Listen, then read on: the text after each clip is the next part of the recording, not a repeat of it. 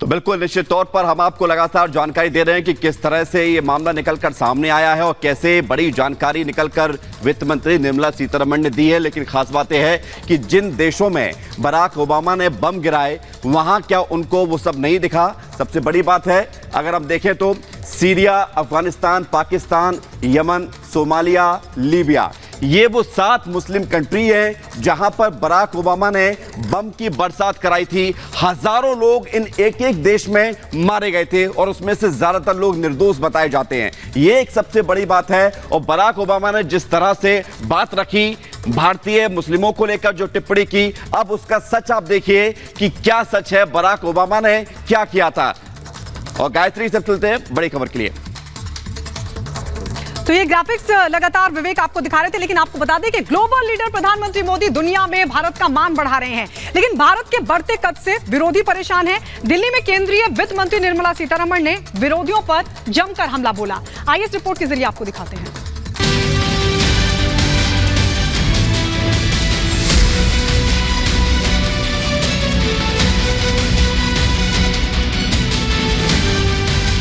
मोदी विदेश दौरे पर थे तो उनके विरोधी देश में सियासी माहौल बनाने में लगे थे।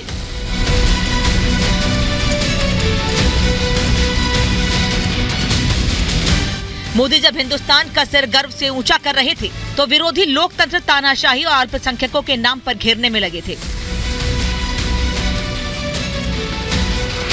अमेरिका और मिस्र में 5 दिनों तक मोदी यात्रा पर रहे, मगर विपक्ष छींटाकशी करता रहा। ऐसे लोगों को अब वित्त मंत्री निर्मला सीतारमण ने मिस्र के सर्वोच्च सम्मान के जरिए करारा जवाब दिया है। भारतीय जनता पार्टी की नीति ये है कि मणिपुर बाय अमेरिका हाय।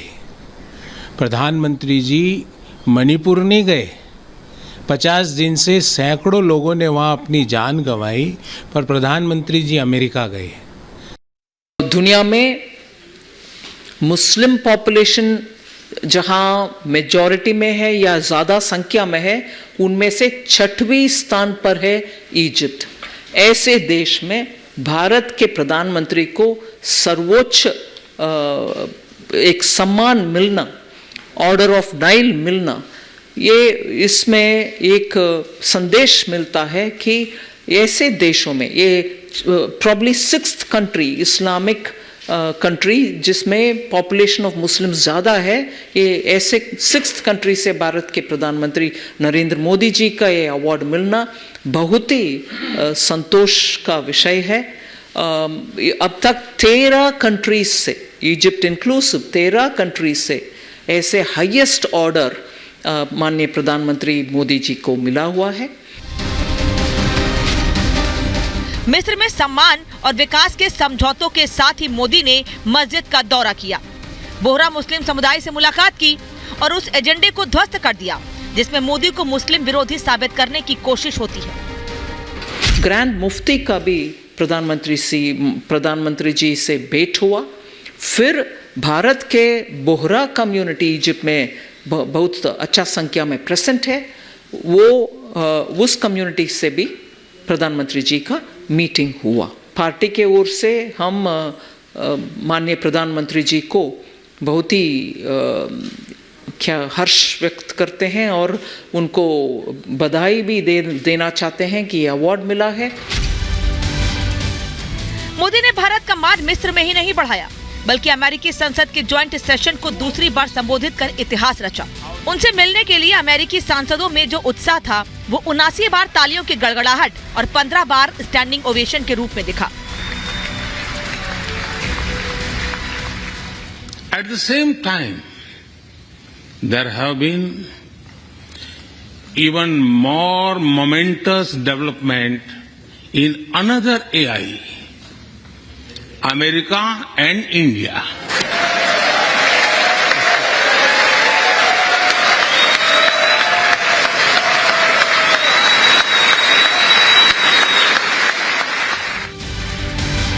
जब मोदी को अमेरिकी संसद से दुनिया सुन रही थी तो कांग्रेस की ट्रोल आर्मी उनके भाषण में गलतियां ढूंढ रही थी, जिनकी वित्त मंत्री निर्मला सीतारमण ने बोलती बंद कर दी। भारत की प्रधानमंत्री जी का सेकंड जॉइंट सेशन में बात करने का मौका हर बार किसी को मिलता नहीं है। अब तक जितने भी लोगों को मिले, बहुत कम लोगों को ही ये अपॉर्चुनिटी मिला है। और जॉइंट सेशन एड्रेस करने के लिए बाईपार्टिसान इनविटेशन आया है, मतलब दोनों रिपब्लिकन्स भी डेमोक्रेट्स भी प्रधानमंत्री जी को इनवाइट किए एड्रेस करने के लिए। यदि भारत अंतर्राष्ट्रीय मंचों पर कुछ बोलता था तो भारत की बातों को जिस गंभीरतापूर्वक लिया जाना चाहिए उस गंभीरतापूर्वक नहीं लिया जाता था। लेकिन आज भारत दुनिया के मंचों पर जाकर कुछ बोलता है तो लोग कान खोलकर सुनते हैं कि भारत बोल क्या रहा है, यह भारत की हैसियत दुनिया में बड़ी है। मोदी लोकप्रियता के नए कीर्तिमान रच रहे हैं तो भारत के विकास के लिए दुनिया की दिग्गज कंपनियों को बुला रहे हैं। जब एलन मस्क जैसे शख्स भी मोदी के फैन हो रहे हैं तो विपक्ष क्यों बेचैन है? Bureau report, Republic Bharat.